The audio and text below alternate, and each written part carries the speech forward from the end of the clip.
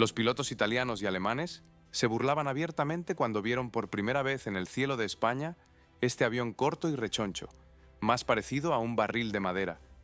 Pero apenas una hora después, sus elegantes biplanos caían al suelo como antorchas ardientes. Amigos, reciban al legendario In-16 tipo 5, el Ishachok, pequeño burro, soviético, que en un instante cerró la era de los biplanos en el cielo de Europa y obligó a sus enemigos a temblar con solo escuchar su apodo. ¿Cómo logró este avión de aspecto tosco revolucionar la táctica del combate aéreo? ¿Por qué el rodaje en tierra, con esta máquina, se convertía en una verdadera prueba para los pilotos? ¿Y por qué razón se les dio a los ases alemanes la orden estricta de no entablar combate con este adversario sin superioridad numérica? La historia de la creación del W-16 está llena de momentos dramáticos y de compromisos de ingeniería únicos. Vean este video hasta el final. Descubrirán cómo una máquina ordinaria de contrachapado de madera lograba luchar de igual a igual con los últimos Messerschmitt enteramente metálicos. Comenzamos. Año 1933. La Unión Soviética construye un nuevo ejército y comprende que tiene un problema con el cielo. La aviación del país en ese momento volaba en biplanos. Dos alas, tensores, montantes de madera entre ellas. Hermoso de ver desde tierra, pero lento, muy lento. En el extranjero ya se hablaba de monoplanos, aviones de una sola ala, aerodinámicos y rápidos. Los alemanes experimentaban, los estadounidenses construían prototipos. La era de los biplanos llegaba a su fin y el mando soviético lo entendía. Se necesitaba una máquina conceptualmente diferente, rápida, maniobrable, capaz de interceptar un bombardero moderno antes de que llegara a su objetivo. La tarea se formuló de manera breve y casi imposible: adelantarse al mundo entero. La elección recayó en Nikolai Nikolaevich Polikarpov. Pocos conocen hoy este nombre fuera de los círculos de la aviación, y es una pena. Polikarpov era en ese momento uno de los diseñadores de aviones más experimentados del país. A sus espaldas tenía decenas de proyectos, varias generaciones de aviones y una profunda comprensión de cómo debía comportarse una máquina en el aire. Pero también había dificultades de carácter personal. Unos años antes, Polikarpov había estado detenido. Figuraba en las listas de los que entonces llamaban saboteadores. Trabajó en una oficina especial de diseño durante su reclusión, en la llamada Sharashka, una institución cerrada de la Dirección Política del Estado, o GEPU, donde los especialistas eran utilizados para su propósito directo, solo que sin el derecho de salir de las instalaciones. Luego llegó la rehabilitación y una nueva tarea. Tenía 9 meses, una hoja en blanco y la plena conciencia de que, en caso de fracaso, la conversación con la dirección sería muy corta. Tomó una hoja de papel y comenzó a dibujar lo que aún no existía en ningún país del mundo. No un biplano, sino un monoplano. Una sola ala cantilever, es decir, sin soportes ni tensores externos, sostenida únicamente por una estructura de fuerza interna. Una cabina cerrada, algo raro entonces, cuando la mayoría de los pilotos se sentaban en cabinas abiertas bajo el flujo de aire. Un fuselaje corto y denso, casi un tercio más compacto que los aviones habituales de la época. Todo esto debía proporcionar velocidad. Pero detrás de la velocidad había cientos de soluciones de ingeniería, cada una de las cuales debía ser inventada, probada y perfeccionada. El primer prototipo despegó el 30 de diciembre de 1933. Al mando estaba Valery Pavlovich Chkalov, un piloto de pruebas con reputación de aceptar lo que otros rechazaban. La máquina despegó. Aún no era exactamente lo que llegaría a ser más tarde. El tren de aterrizaje, con sus soportes y ruedas bajo el fuselaje, seguía siendo fijo, sobresaliendo hacia abajo y creando una resistencia innecesaria al aire. El motor era el primero, no el más potente. El diseño requería mejoras en docenas de puntos. Pero lo principal quedó demostrado: el concepto funcionaba. Para 1935 apareció la versión de serie, el Tipo 5. El tren de aterrizaje ahora se retractaba en vuelo, alojándose en el ala. El motor era más potente y al final la máquina mostró una velocidad de 456 km por hora. Para entender la dimensión de esta cifra, el Heinkel H E-51 alemán, el Boeing P-26 estadounidense y el de Dewoitin D-500 francés, los mejores cazas de serie de su tiempo, no alcanzaban esa marca. Ninguno de ellos. Polikarpov cumplió con el plazo. La máquina superó los requisitos y un año después se encontraría en el cielo de España, donde la temerían personas que hasta hacía poco ni siquiera sabían de su existencia. Pero para comprender por qué este avión resultó tan inusual, hay que mirar qué decidió romper Polikarpov en la idea misma de un caza. Empecemos con una pregunta simple. ¿Por qué los aviones tenían dos alas? No por estética, sino por necesidad. Los primeros aviadores se enfrentaron a un problema. Para elevar en el aire una máquina pesada, se necesitaba una gran superficie, alar. Un ala grande significaba que debía ser larga y ancha. Un ala larga y ancha se dobla, vibra y a altas velocidades comienza a destruirse. Los ingenieros resolvieron esta tarea de manera sencilla. En lugar de una ala grande, colocaron dos más pequeñas, conectándolas con montantes y tensando entre ellas cables de acero, hilos delgados que evitaban que la estructura se deformara. El resultado fue el biplano, resistente, seguro, bien dominado en la producción, y lento. Los montantes y tensores entre las alas cortaban el aire y creaban resistencia. La cabina abierta añadía lo suyo y las ruedas fijas bajo el fuselaje, aún más. El biplano volaba como si arrastrara un paracaídas invisible. Polikarpov eligió otro camino, una sola ala, pero no una delgada y frágil, sino construida de otra manera. Dentro del ala pasaba una estructura de fuerza rígida, compuesta por largueros, vigas longitudinales y costillas, elementos transversales. Eran ellos los que mantenían la forma y soportaban las cargas. Por fuera, ni montantes ni tensores. El ala se sostenía por sí misma. Esto es lo que se llamaba ala cantilever o Freitragend. Para mediados de los años 30, tal solución en un caza de serie era un paso importante. Luego venía la cabina. En la mayoría de los aviones de entonces, el piloto se sentaba en una cabina abierta. La cabeza sobresalía, el viento le golpeaba la cara y a gran velocidad se hacía difícil respirar. Polikarpov cerró la cabina con una cubierta transparente. Era pequeña, estrecha, con una visibilidad trasera limitada, pero era una cubierta. Esto reducía la resistencia y protegía al piloto. Después, el fuselaje. El fuselaje del I-16 resultó corto y denso, aproximadamente un tercio más compacto que el de un biplano típico de aquellos años. En su interior, una estructura de madera de cuadernas, los anillos transversales sobre los que se tensaba por fuera el revestimiento de madera contrachapada. Ni metal, ni tela, contrachapado, porque se podía curvar para darle forma, soportaba bien la carga y estaba disponible para la producción. Aquí precisamente se ocultaba el primer problema realmente serio.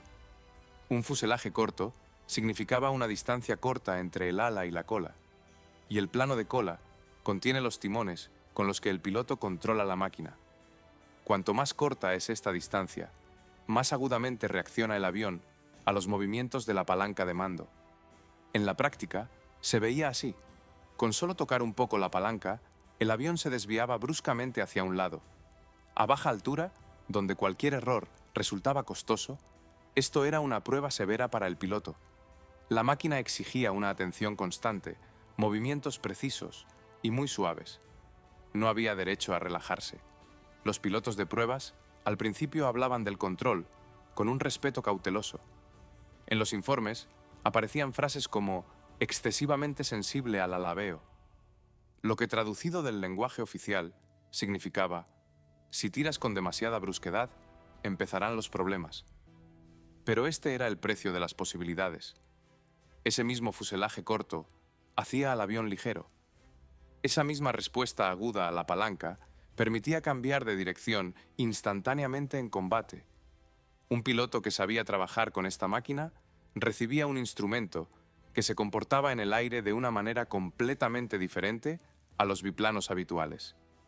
Los primeros prototipos salían aún con tren de aterrizaje fijo. Los soportes sobresalían hacia abajo, como las patas de un pato, y aún así, el avión mostraba una velocidad decente.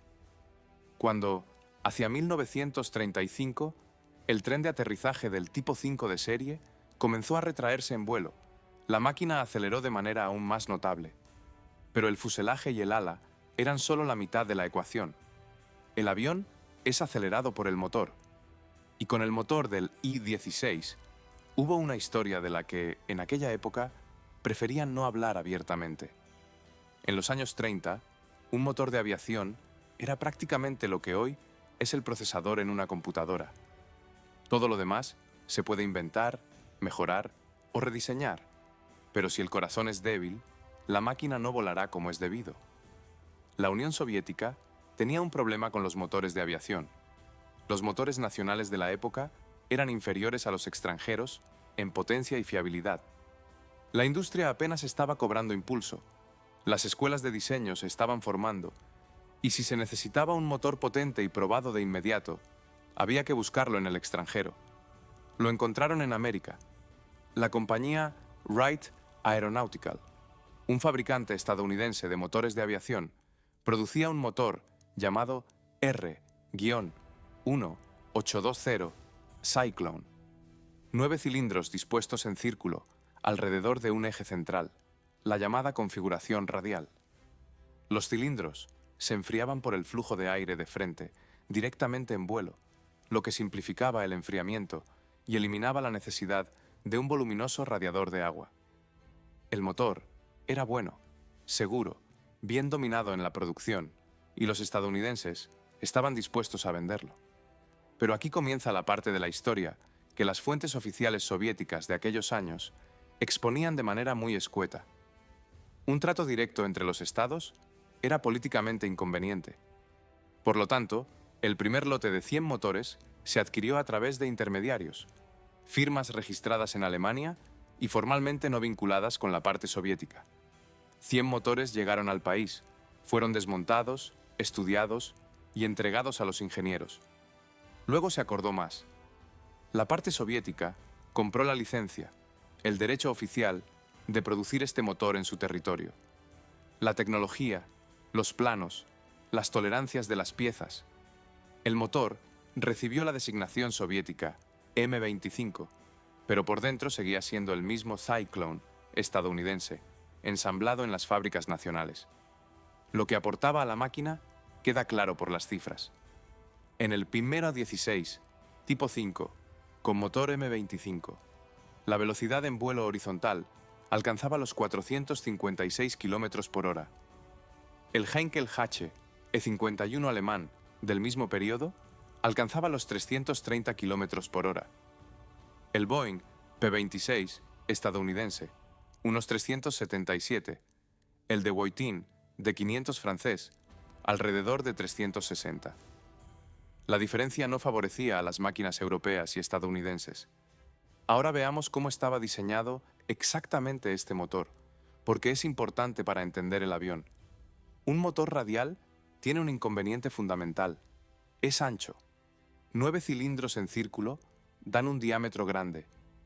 Cuando un motor así se coloca en la nariz del avión, crea un frente ancho que empuja contra el aire y frena la máquina.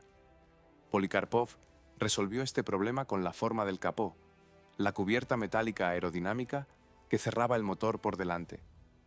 El capó estaba diseñado para que el aire fluyera suavemente a su alrededor y no creara turbulencias detrás. Esto requirió cálculos precisos y varias iteraciones de mejora, pero al final se logró reducir la resistencia aerodinámica a valores aceptables. Por eso, precisamente, el I-16 se veía así, corto, con una nariz redondeada y prominente. La forma del capó estaba dictada por la forma del motor. Su apariencia era la consecuencia directa de una solución de ingeniería. Los motores de la línea M25 se instalaron en diferentes variantes del I-16 durante varios años. Más tarde aparecieron versiones más potentes, el M25V, luego los motores de las series M62 y M63, que entregaban ya más de 900 caballos de fuerza. Cada nuevo corazón hacía a la máquina más rápida, pero fue el M25 inicial el que dio ese primer paso, el que convirtió un diseño correcto en un avión verdaderamente rápido. Al mismo tiempo, el motor generaba un problema que no se pudo resolver durante mucho tiempo. A velocidades superiores a los 400 km por hora, el revestimiento de contrachapado del fuselaje comenzaba a comportarse de manera extraña.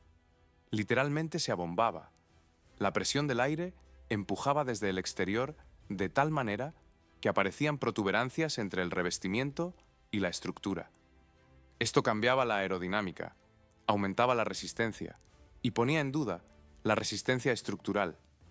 Los ingenieros se encontraron con que el motor resultaba más potente de lo que el revestimiento esperaba soportar, y esta se convirtió en la siguiente tarea a resolver.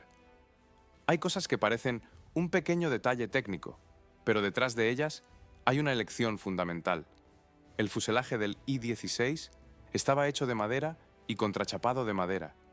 No porque los diseñadores no supieran del metal, sino porque, a mediados de los años 30, la industria soviética aún no disponía de suficiente aluminio de aviación ni de tecnologías para su procesamiento preciso en los volúmenes necesarios. La madera estaba disponible, sabían trabajar el contrachapado, por lo tanto, contrachapado. El revestimiento de contrachapado en sí mismo era una solución razonable para su época. Mantenía bien la forma, era relativamente ligero y permitía superficies curvas complejas. Las cuadernas, los anillos transversales dentro del fuselaje definían la forma, y el contrachapado se tensaba por fuera y se fijaba. Todo esto ya se aplicaba en la aviación y estaba probado. El problema surgió cuando el motor M25 aceleró la máquina a velocidades que antes simplemente no existían. A velocidades superiores a los 400 km por hora, el aire presiona la superficie de un avión de manera muy diferente a una velocidad de 300.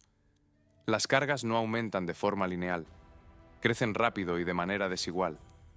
En algunas partes del revestimiento, la presión exterior aumenta bruscamente. En otras, al contrario, se produce una depresión que tira de la superficie hacia afuera. El contrachapado reaccionaba mal a esto. En los lugares donde el revestimiento se unía a las costillas, los elementos transversales dentro del ala se mantenía firme.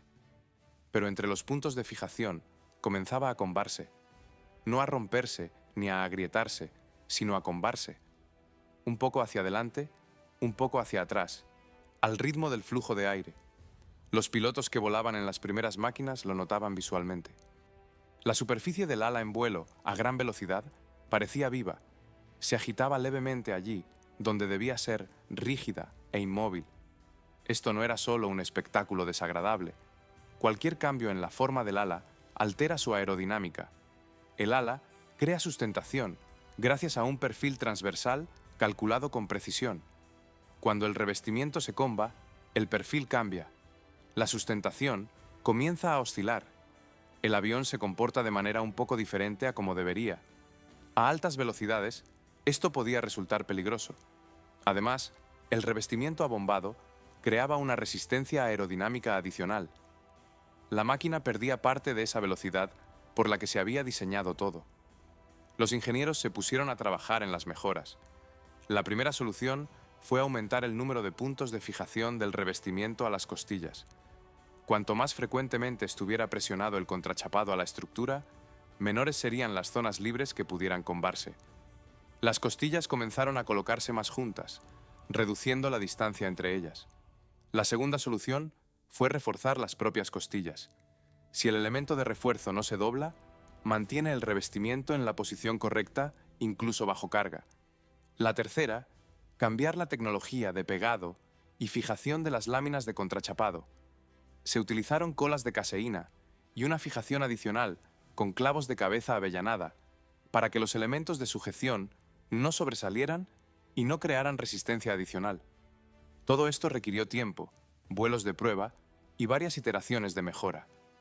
El diseño cambió gradualmente, de los prototipos a las máquinas de serie, de un tipo al siguiente. Paralelamente, resolvieron otra tarea, el aterrizaje. Un aeródromo de campaña de los años 30 era, en la mayoría de los casos, un campo de tierra, irregular, blando después de la lluvia, con baches. El avión debía aterrizar en un espacio corto, de lo contrario simplemente se saldría de la pista. En el I-16 se instaló un elemento único para su época. Los flaps, superficies retráctiles, en el borde de salida del ala, que aumentan la sustentación al aterrizar y permiten reducir la velocidad sin perder el control, se combinaron con los alerones en un solo mecanismo.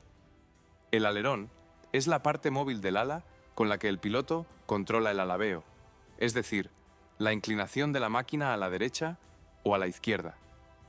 Normalmente, los flaps y los alerones son dos elementos separados. Aquí se unieron en uno solo, llamado flaperón ranurado. El resultado, la carrera de aterrizaje después de tocar pista, era de solo 200 a 220 metros.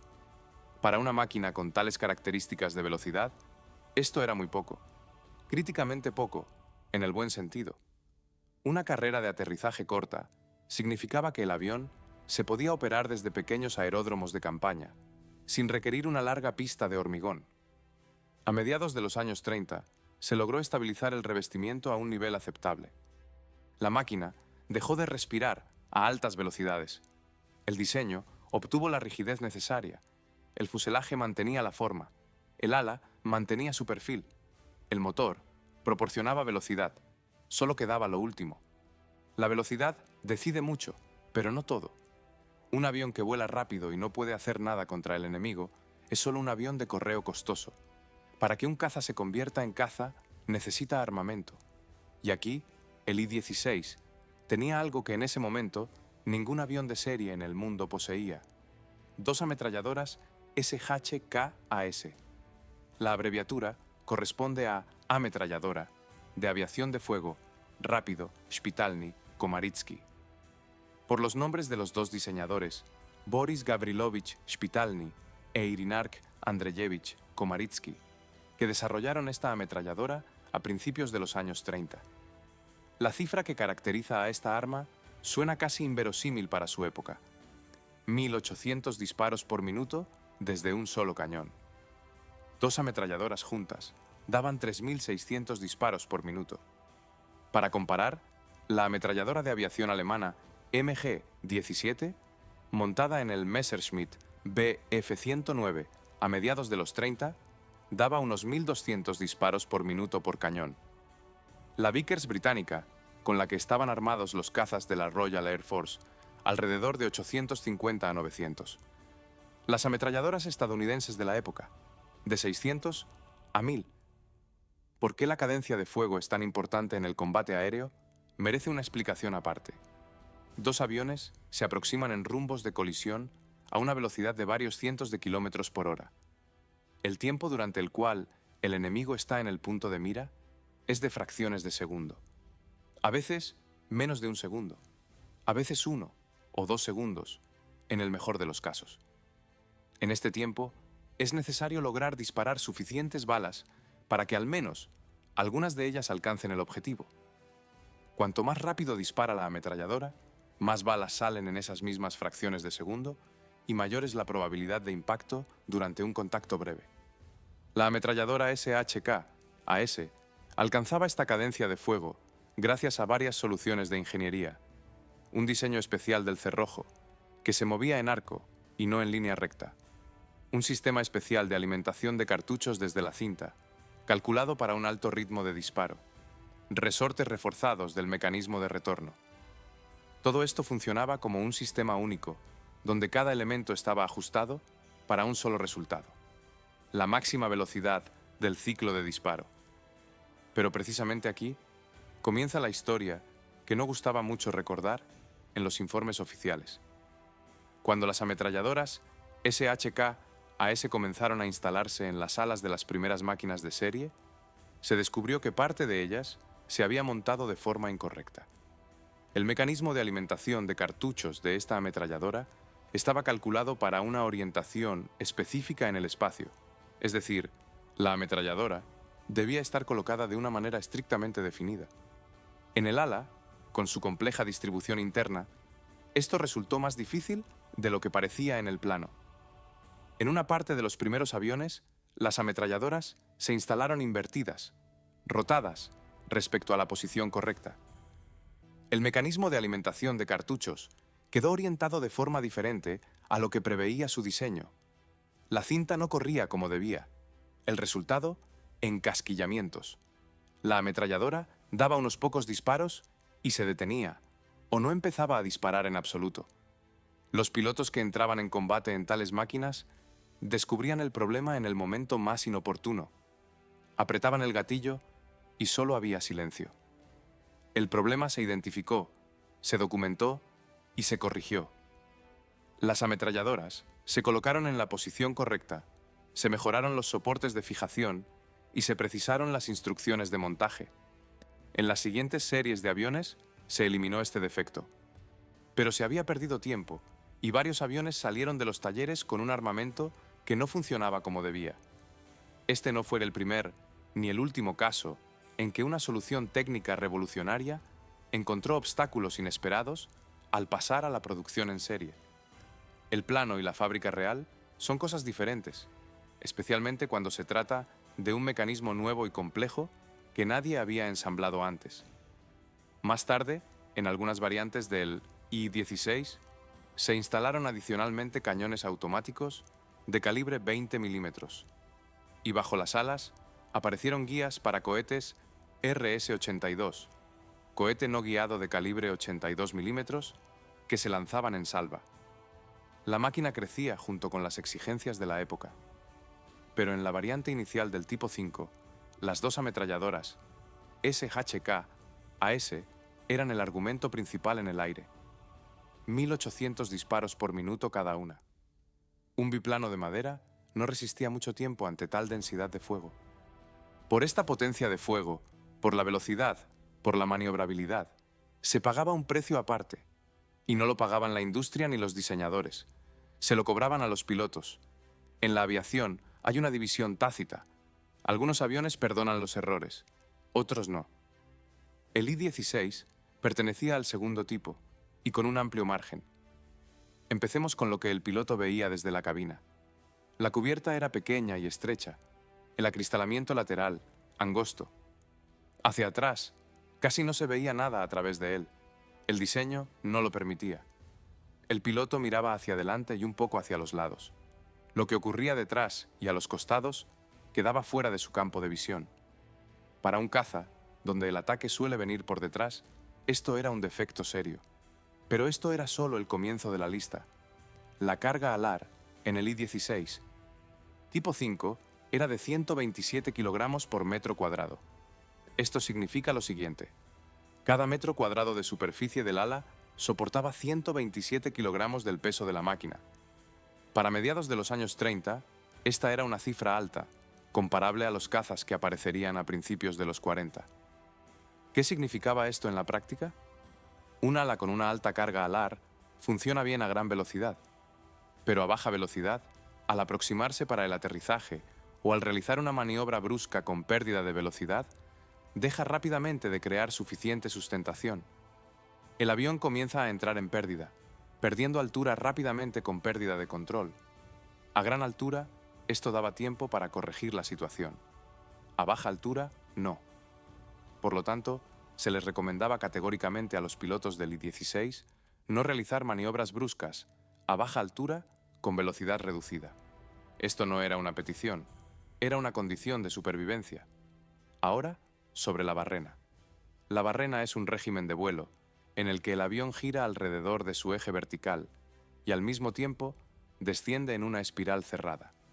Se puede entrar en barrena al tirar bruscamente de la palanca hacia uno a baja velocidad.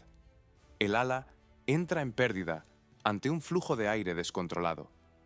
En el I-16, la barrena tenía sus particularidades, que se describían detalladamente en los informes de la 107ª Brigada de Aviación, que probaba estas máquinas. La barrena a la derecha se corregía de manera relativamente predecible, tras una vuelta después de aplicar los mandos para salir. La izquierda era más difícil. Podía pasar a una barrena plana con retraso en la reacción a los mandos. La barrena plana es un régimen en el que el avión gira casi horizontalmente, con poco descenso. Salir de ella es notablemente más difícil que de una barrena normal. La altura se pierde más despacio, pero los mandos casi no responden. En los informes, esto se describía con un lenguaje oficial sereno. Pero detrás de ese lenguaje había un contenido muy concreto. Si el piloto permitía una barrena a la izquierda a baja altura, podía no tener suficiente margen de altura para salir de ella. El tren de aterrizaje. En el I-16, el tren de aterrizaje se retractaba manualmente.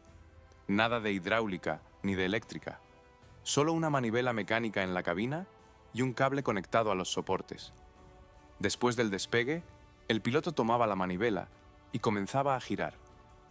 44 vueltas para que el tren de aterrizaje se alojara por completo en el ala y se bloqueara. Luego, las mismas 44 vueltas en sentido contrario antes de aterrizar. 44 vueltas representan unos 15 a 20 segundos de trabajo activo, con una sola mano. Durante este tiempo, la otra mano sostiene la palanca de mando. El avión en ese momento todavía está acelerando después del despegue, se encuentra a baja altura y reacciona al más mínimo cambio de fuerza en la palanca. Los pilotos que aprendían a volar el I-16 practicaban esta operación hasta el automatismo. La mano debía girar la manivela de manera rítmica, sin tirones, mientras la otra mano mantenía la máquina exactamente en el rumbo y la altura. Cualquier movimiento impreciso con la palanca de mando en ese momento, y la máquina reaccionaba de inmediato. El patín de cola en lugar de rueda.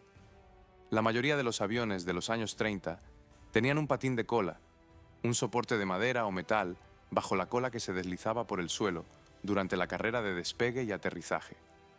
Una rueda de cola completa era una rareza. En el I-16 se instalaba precisamente un patín. En suelo firme, esto funcionaba de manera aceptable. En un campo blando y húmedo, el patín se enterraba, la máquina guiñaba, desviándose del rumbo, y el piloto contrarrestaba esto con el timón de dirección. Con viento cruzado fuerte, el rodaje se convertía en un trabajo tenso. No había frenos en el sentido habitual. El frenado se realizaba de manera diferencial, reduciendo la potencia del motor y desviando los mandos. En casos extremos, mediante un breve contacto del ala con el suelo, para perder velocidad, lo que requería un cálculo preciso y amenazaba con dañar las palas de la hélice. El aterrizaje se realizaba por instrumentos. La cabina ofrecía una mala visibilidad hacia adelante y abajo a través del capó del motor. El piloto no veía la pista directamente delante de él en los últimos segundos antes de tocar tierra. Mantenía la altura y la velocidad por instrumentos. Descendía por la senda de planeo calculada y tocaba tierra orientándose por la vista lateral. La conclusión de los pilotos de pruebas, después de todo esto, era breve y precisa. El caza exige un piloto, no un pasajero. No era una crítica, sino una constatación de hechos. La máquina no estaba construida para perdonar. Estaba construida para que, en manos de una persona preparada, diera un resultado inalcanzable para otros. Aquellos que lo dominaron obtuvieron una herramienta a la que no había igual a mediados de los años 30. Y aquellos que aún no sabían de esta herramienta la vieron en 1935 en Milán y no comprendieron qué era exactamente lo que estaban viendo. Año 1935. Milán. Exposición Internacional de Aviación. Este era un evento importante para el mundo de la aviación de la época. Fabricantes de diferentes países llevaban sus últimas máquinas.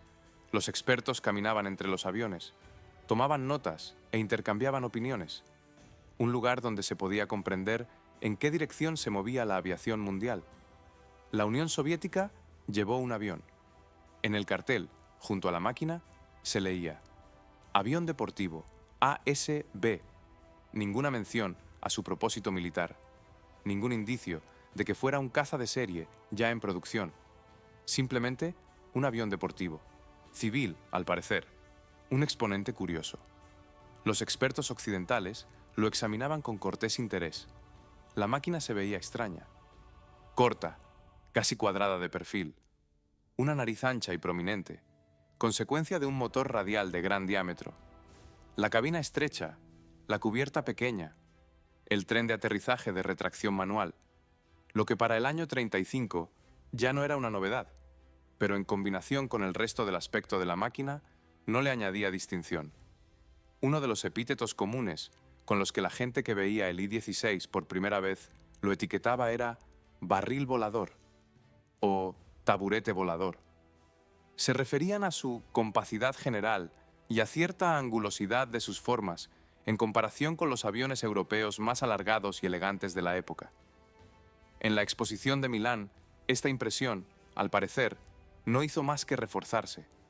Al lado había otros aviones, con proporciones más habituales, con rasgos reconocibles de los cazas monoplanos modernos. Frente a ellos, la máquina soviética se veía algo simple. Los expertos hacían sus notas, algunos fotografiaban y luego seguían adelante. Nadie dio la alarma.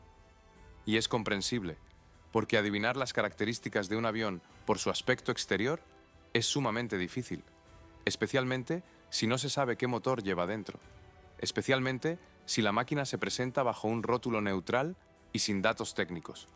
Sin embargo, había algo que, de haber querido, se podía notar. Un tren de aterrizaje retráctil en un avión de serie en 1935 ya hablaba de que la máquina se construía con vistas a una alta velocidad. Un ala cantilever, sin soportes externos, también era un rasgo característico de un diseño rápido.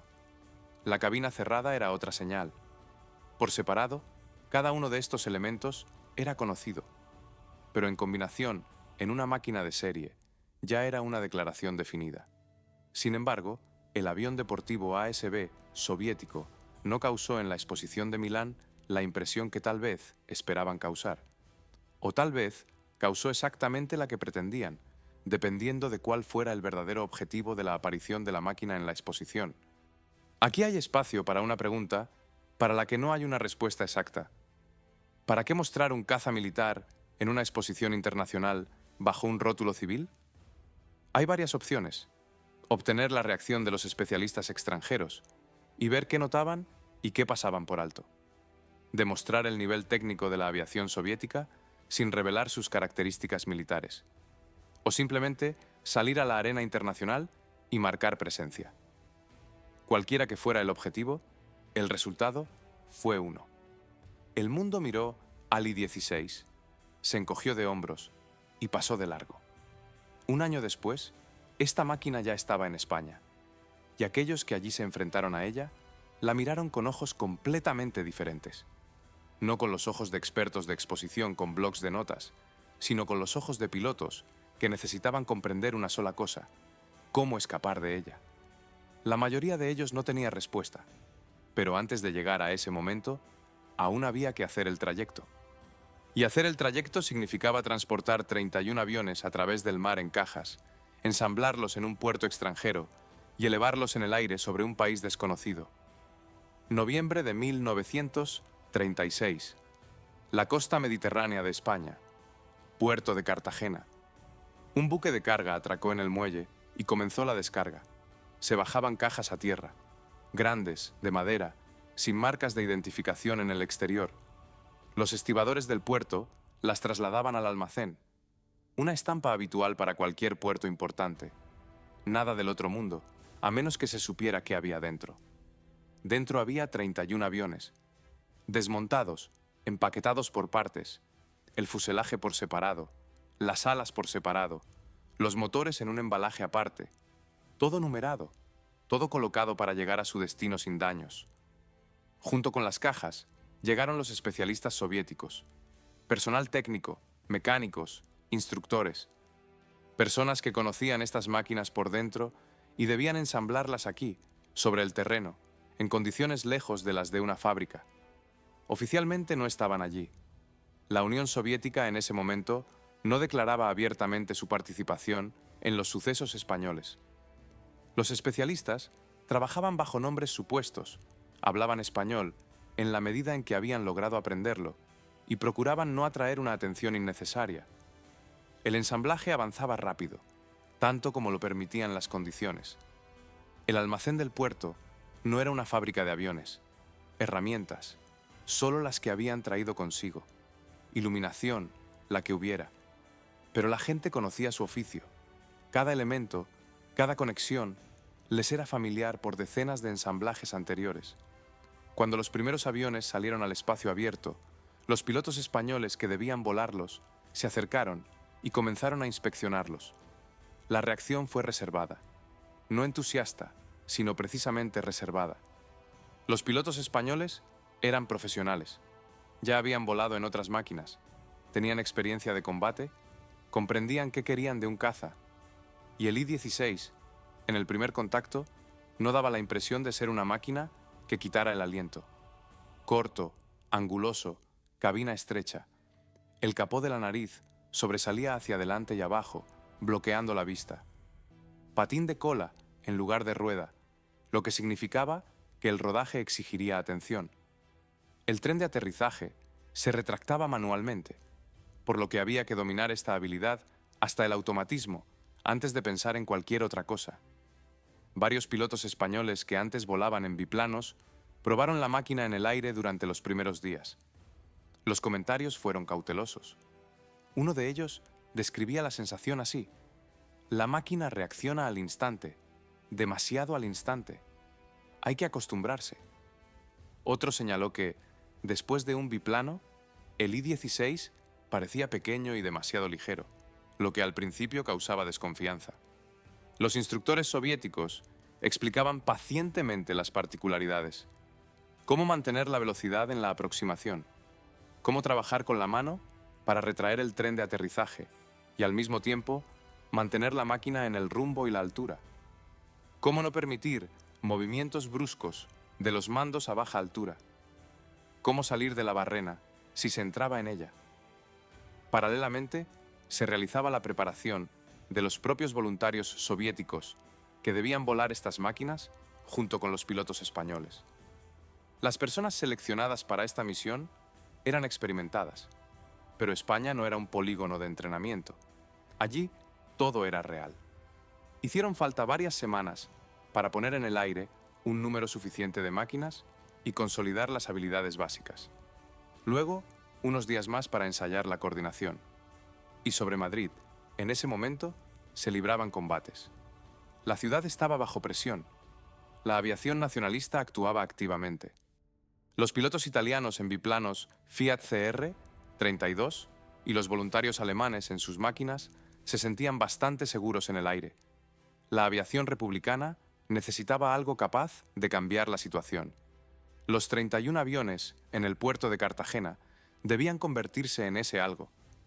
La pregunta era solo una, la que no se pronunciaba en voz alta, pero flotaba en el aire ante cada mirada a las siluetas angulosas de los nuevos aviones. ¿Y si no funciona? ¿Y si la máquina que se ve tan diferente a un caza habitual resulta simplemente rápida, pero incapaz de cambiar el curso de los acontecimientos en el cielo de un país extranjero? La respuesta llegó el 9 de noviembre de 1936 y resultó muy concreta. 9 de noviembre de 1936, el cielo sobre Madrid. La mañana era despejada, para ser noviembre, inusualmente despejada, buena visibilidad, escasa nubosidad. Precisamente el tipo de clima en el que un combate aéreo se desarrolla con toda su fuerza, sin coberturas, sin niebla, sin la posibilidad de meterse en las nubes y perderse. Los pilotos italianos en biplanos Fiat CR-32 operaban sobre la ciudad desde hacía varias semanas. El Fiat CR-32 era una buena máquina para su época, maniobrable, segura, con una táctica de pilotaje bien ensayada. Los pilotos conocían su comportamiento en cada régimen. Estaban seguros de sí mismos y de sus aviones. Y entonces vieron al I-16. La primera impresión, a juzgar por cómo describieron este encuentro más tarde, fue más de curiosidad que de alarma. Máquinas cortas, de nariz ancha y proporciones inusuales, diferentes a todo lo que los pilotos italianos habían encontrado antes. un poco cómicas a la vista, para ser sinceros. Cómicas exactamente hasta el momento en que comenzó la acción. El I-16 aceleraba rápido, muy rápido para los estándares de lo que ocurría en el cielo de España en aquel periodo. 456 km por hora frente a los 375 del Fiat CR32. Una diferencia de 80 km por hora no es solo una cifra. Significaba que la máquina soviética podía elegir entablar combate o retirarse. La iniciativa estaba de su lado. La táctica aplicada por los pilotos soviéticos se basaba precisamente en esta ventaja. No un carrusel de virajes, donde el biplano, con su menor carga alar y mayor maniobrabilidad a bajas velocidades, podía mantenerse mucho tiempo. En su lugar, ataque desde arriba o por detrás, aprovechando la velocidad, una ráfaga corta de las dos, SHK a S, y salida hacia arriba o hacia un lado antes de que el enemigo tuviera tiempo de reaccionar. Para el Fiat CR32, esto creaba un problema fundamental. El biplano es maniobrable en el plano horizontal, gira muy bien, pero no puede alcanzar a una máquina que se retira verticalmente hacia arriba a una velocidad de casi 460 km por hora. Cuando el I-16 atacaba y subía, al piloto italiano le quedaba una opción: esperar al siguiente ataque. Interceptar al I-16, que subía, era prácticamente imposible. Los primeros combates confirmaron esto con una claridad que era difícil de ignorar. El ascenso a 3.000 metros lo realizaba el I-16 tipo 5 en 4,5 minutos. Esta también era una cifra importante. 3.000 metros era aproximadamente la altura a la que se desarrollaban muchos de los enfrentamientos aéreos sobre la ciudad.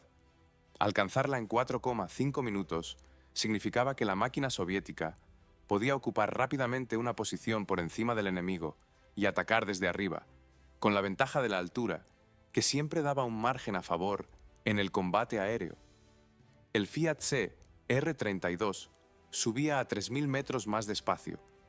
Los pilotos italianos se encontraron en una situación para la que no estaban preparados. Una máquina que se veía absurda en tierra se comportaba de manera completamente diferente en el aire. No aceptaba el combate en las condiciones que eran cómodas para el biplano. Imponía sus propias condiciones, y en esas condiciones el biplano perdía. Los apodos aparecieron rápido. Los pilotos italianos y alemanes comenzaron a llamar al I-16 rata. Se referían a su manera de atacar rápido, de forma inesperada, y desaparecer con la misma rapidez, como un roedor que muerde y se esconde antes de que pueda reaccionar.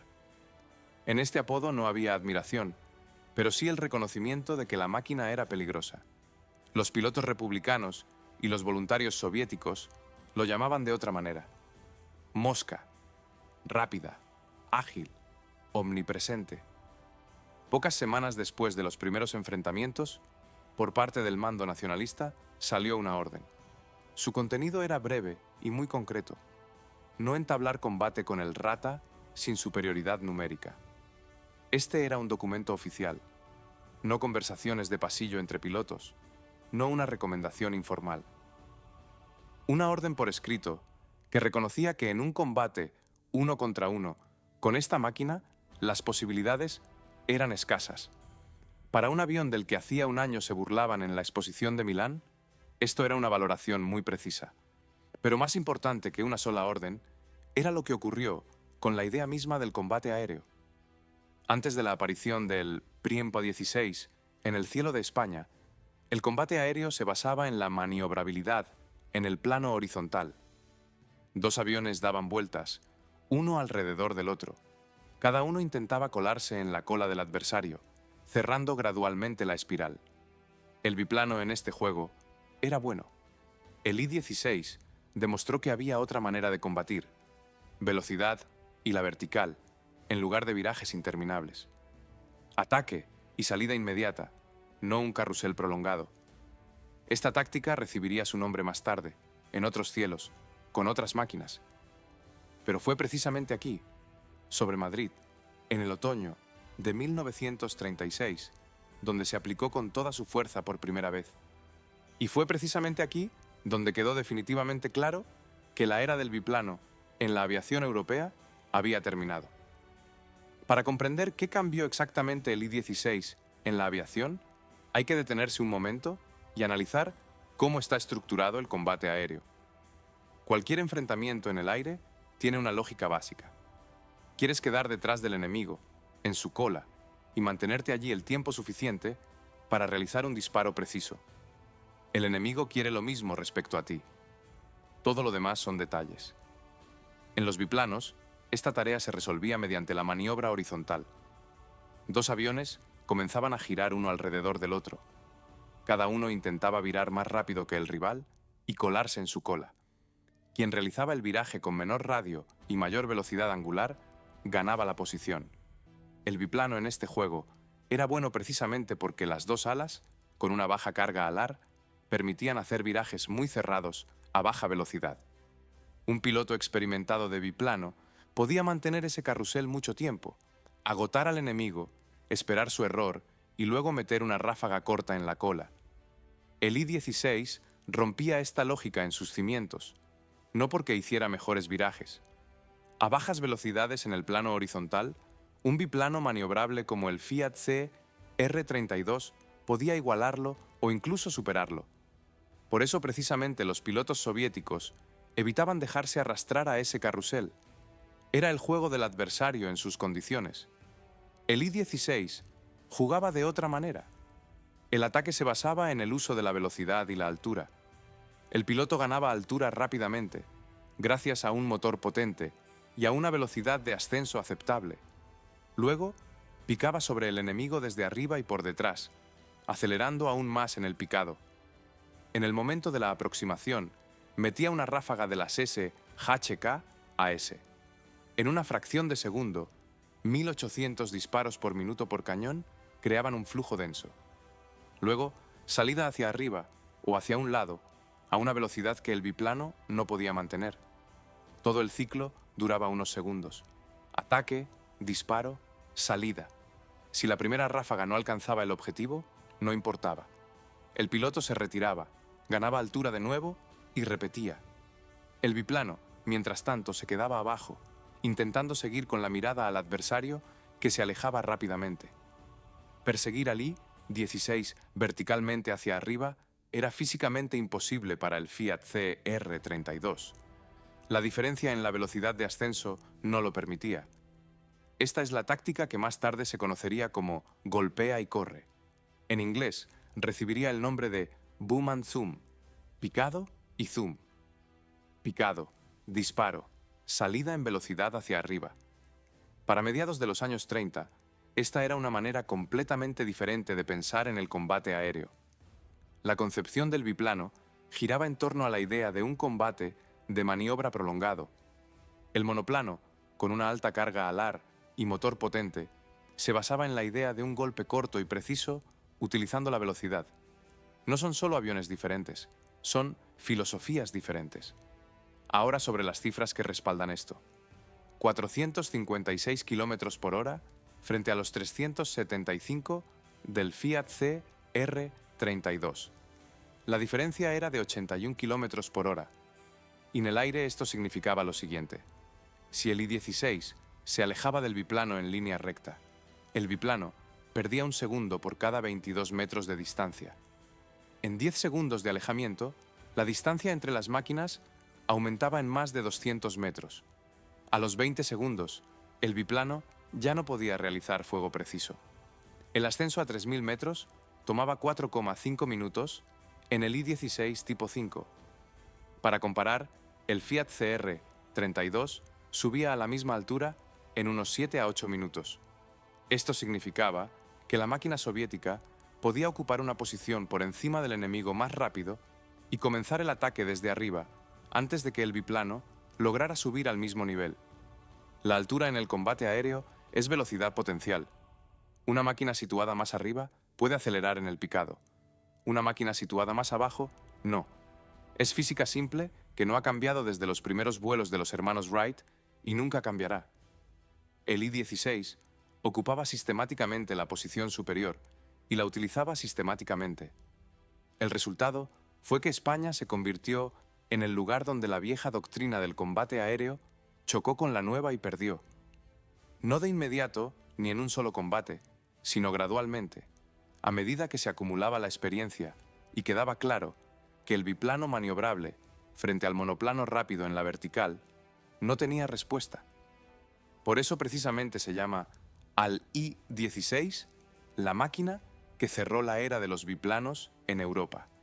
No porque después de él los biplanos desaparecieran de inmediato del cielo, sino porque demostró de manera gráfica y convincente que el futuro pertenecía a otro concepto. Esta comprensión llegó a las oficinas de diseño de diferentes países con distinta velocidad, pero llegó a todos.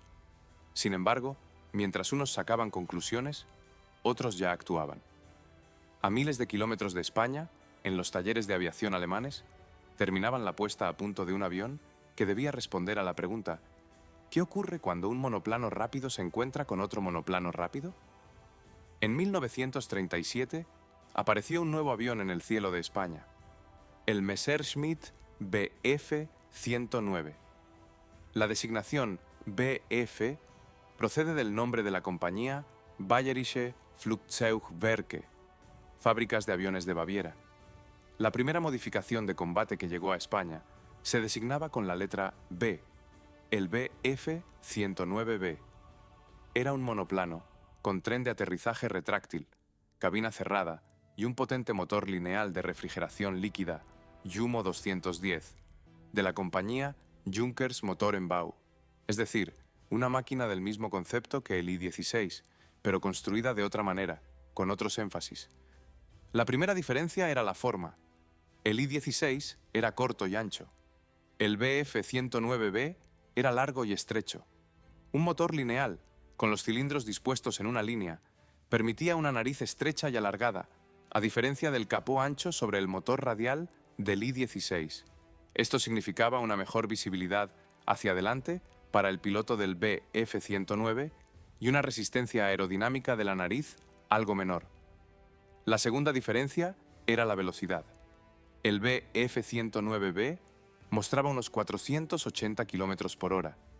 El I-16, tipo 10, una versión actualizada que apareció por el mismo periodo con un motor M25V más potente, entregaba unos 470 km por hora. La diferencia era de unos 10 km por hora. Esto es muy poco, prácticamente en el límite del error de medición de la época. En un combate aéreo real, una diferencia de 10 km por hora entre dos aviones apenas se percibe como una superioridad absoluta. Tiene importancia en situaciones concretas, por ejemplo, al escapar o perseguir directamente en línea recta. Pero en un combate de maniobra, donde la velocidad cambia constantemente, 10 km por hora se diluyen entre decenas de otros factores. La tercera diferencia era la velocidad de ascenso. Aquí, el Bf-109B tenía una ventaja más notable. El motor Jumo 210, en combinación con una menor resistencia aerodinámica, daba a la máquina alemana una mejor velocidad de ascenso, la capacidad de ganar altura más rápido. Esta era una ventaja táctica real, ocupar una posición por encima del enemigo antes que él. Pero aquí, el panorama se complicaba. En la maniobra horizontal, en el viraje, el I-16 mostraba resultados que ponían a los pilotos alemanes en aprietos, especialmente a bajas y medias alturas. La razón estaba en esa misma característica que ya hemos analizado, la carga alar. En el Bf-109B, la carga alar era mayor que en el I-16. Esto significaba que a bajas velocidades en un viraje horizontal, la máquina alemana era menos maniobrable. Su radio de viraje era mayor. El I-16, a pesar de su alta carga alar para los estándares de mediados de los 30, resultaba más ágil en la maniobra horizontal, al compararlo precisamente con el Bf-109B. ¿Cómo se veía esto en la práctica? Si el Bf-109B atacaba al I-16 desde arriba y por detrás, utilizando la misma táctica de golpea y corre que los propios pilotos soviéticos aplicaban sobre Madrid, y no alcanzaba el objetivo en la primera pasada, al salir hacia arriba, tenía la ventaja de la velocidad de ascenso. Alcanzarlo desde abajo era difícil, Pero si el I-16 lograba girar al encuentro del ataque y arrastrar al Bf-109B a una maniobra horizontal, a un viraje, la situación cambiaba. En el viraje, la máquina soviética se mantenía mejor. Un piloto de I-16 que elegía correctamente el momento para el viraje podía recortar la distancia y quedar en una posición ventajosa. Esto no era teoría, quedaba registrado en los informes de ambas partes. Los pilotos alemanes que volaban en España como parte de la llamada Legión Cóndor, la unidad de aviación voluntaria alemana, señalaban que el I-16 no era un objetivo fácil. En sus partes aparecían términos que indicaban que la máquina soviética era peligrosa en la maniobra horizontal y requería precaución al atacar. Los pilotos soviéticos, por su parte, registraban que el Bf-109B tenía ventaja en la vertical y era difícil de perseguir al salir hacia arriba. Ambas conclusiones eran correctas, simplemente describían diferentes aspectos de una misma situación. Sobre este fondo, surgía la pregunta que cobraba cada vez más importancia a medida que se acumulaba la experiencia de combate. Si dos máquinas son aproximadamente iguales en velocidad, una un poco más rápida, la otra un poco más maniobrable en el plano horizontal, ¿qué determina el resultado de un combate concreto? La respuesta era evidente para cualquiera que tuviera experiencia real en la cabina. No las características técnicas de la máquina ni las cifras de la tabla. El resultado del combate lo determinaba el piloto. Su preparación, su capacidad para leer la situación en el aire, su habilidad para utilizar los puntos fuertes de su máquina y evitar las situaciones en las que ésta perdía. Un buen piloto en un I-16 no entraba en un combate vertical con el Bf-109B. Ese era su punto débil. Buscaba la maniobra horizontal, donde su máquina se comportaba mejor. Un buen piloto en un Bf-109B no se involucraba en un viraje prolongado con el I-16. Ese era su punto débil. Atacaba desde arriba y subía aprovechando la ventaja en la velocidad de ascenso. Dos aviones, dos conjuntos de puntos fuertes y débiles, y un hombre en la cabina que debía comprender ambos. Este equilibrio se mantuvo hasta finales de 1938 y principios de 1939, y luego los ingenieros alemanes instalaron otro motor en el Messerschmitt. Y el equilibrio se rompió. En la aviación hay una constante que se ha repetido a lo largo de toda la historia de la construcción de aviones. Aparece una máquina, es mejor que todo lo anterior y establece nuevos estándares. Luego alguien da el siguiente paso y los estándares se desplazan de nuevo. No porque la máquina anterior fuera mala, sino porque el progreso técnico no se detiene. Con el I-16 ocurrió precisamente esto. En 1939 apareció en el cielo una nueva modificación del Messerschmitt, el Bf-109E. La letra E en la designación correspondía a Emil, el nombre informal que los pilotos alemanes dieron a esta versión. Y la diferencia fundamental con el Bf-109, B anterior, radicaba en un solo elemento, el motor. En lugar del Jumo 210, ahora llevaba un Daimler-Benz 601. Daimler-Benz, esa misma empresa alemana que hoy es conocida en la industria automotriz. El motor de aviación Daimler-Benz 601 era lineal, de 12 cilindros, dispuestos en dos filas de 6, la llamada configuración en V. Su potencia era de unos 1.175 caballos de fuerza. Para comparar, el motor M-25V en el I-16, tipo 10 entregaba unos 775 caballos de fuerza, una diferencia de 400 caballos de fuerza. Eso es mucho. Lo que esto significaba en la práctica se puede explicar con una analogía simple. Dos camiones van por la carretera. Uno tiene un motor de 150 caballos de fuerza, el otro de 250. En terreno llano, la diferencia es perceptible pero no crítica. Ambos avanzan. Pero en cuanto empieza una subida, la diferencia se vuelve fundamental. El camión más potente sube sin esfuerzo. El menos potente reduce la marcha. En la aviación, el papel de esa subida lo juega la altura. Con el aumento de la altura, el aire se vuelve más enrarecido. El motor recibe menos oxígeno. La potencia cae y la velocidad disminuye. Esto ocurre con cualquier motor, pero con diferente intensidad, dependiendo de lo bien adaptado que esté el motor para trabajar en altura. El Daimler-Benz 601 disponía de un sistema de sobrealimentación, un compresor que introducía aire a presión en los cilindros, compensando el aire enrarecido de la altura.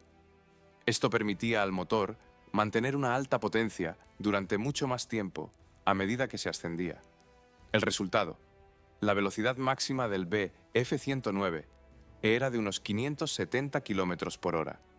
El I-16, con motor M25V, daba 470.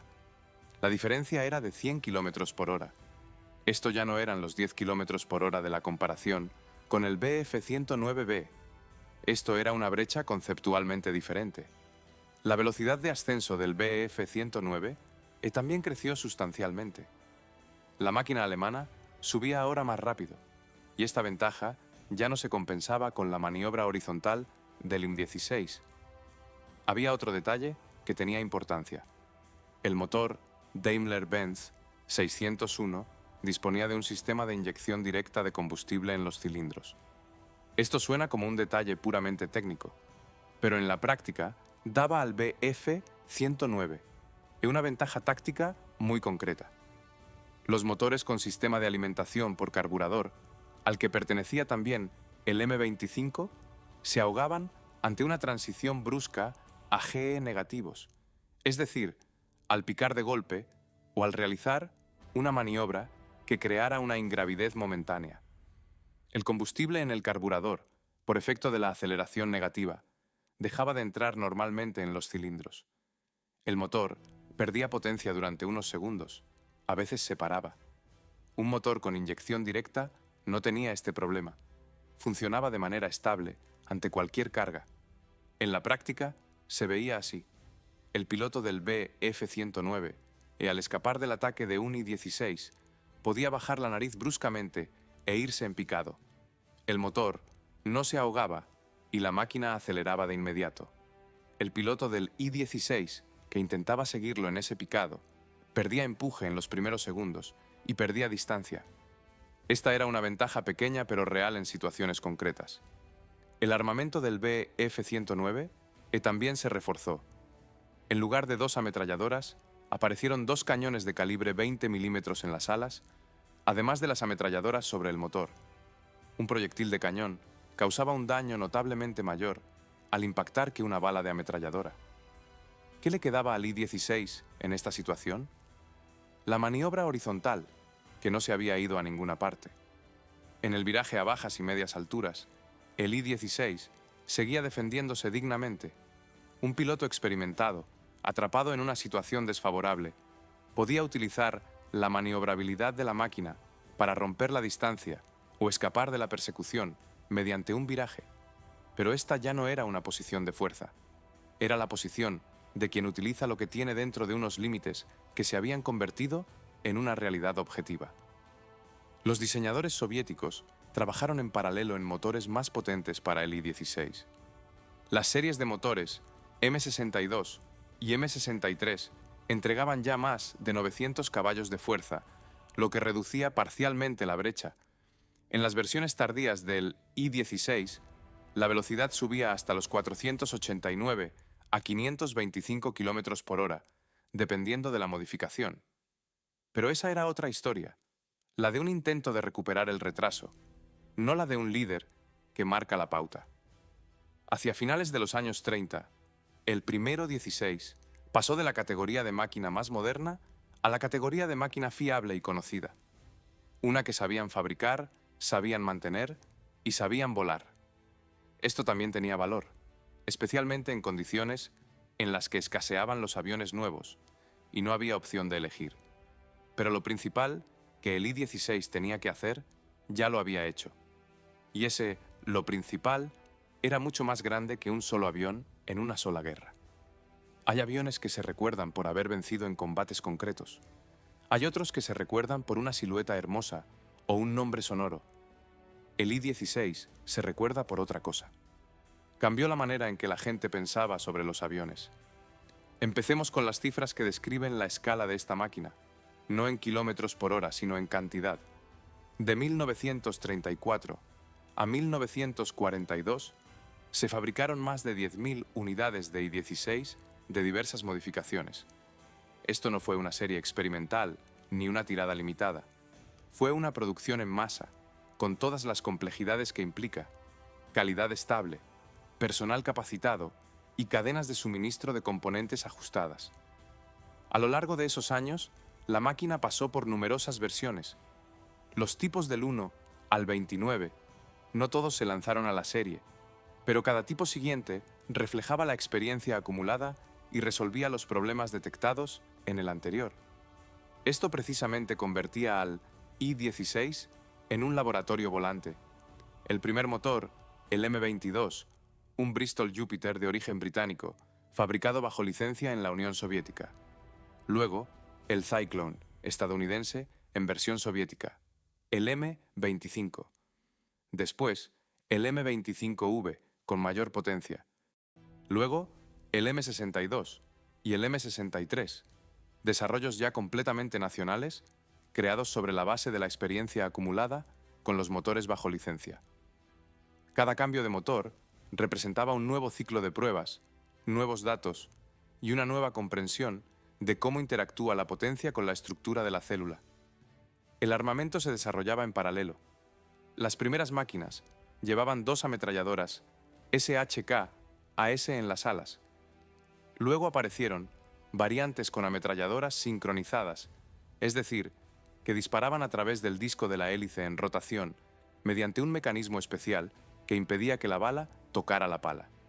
Después, cañones de calibre 20 milímetros. Se trataba del cañón de aviación SHV-AKA, cañón de aviación de gran calibre Spitalny Vladimirov, un arma automática que permitía batir objetivos más protegidos. Cada arma nueva requería rediseñar la estructura del ala y del fuselaje, ubicación, fijación y cambios de centrado. El I-16 aceptaba estos cambios y seguía volando. Pero quizás el experimento más interesante fueron los cohetes bajo las alas. En 1939, varios I-16 recibieron bajo las alas guías para cohetes no guiados RS-82, cohete no guiado de calibre 82 milímetros. 8 cohetes, 4 bajo cada ala. Se lanzaban en salva o por parejas, creando un flujo denso en dirección al objetivo. La precisión de tales proyectiles era baja. Un cohete no guiado está sujeto a la influencia del viento y de la vibración al lanzarse, pero contra objetivos grupales, como una formación cerrada de aviones enemigos, una salva de 8 cohetes podía ser efectiva al cubrir una gran superficie.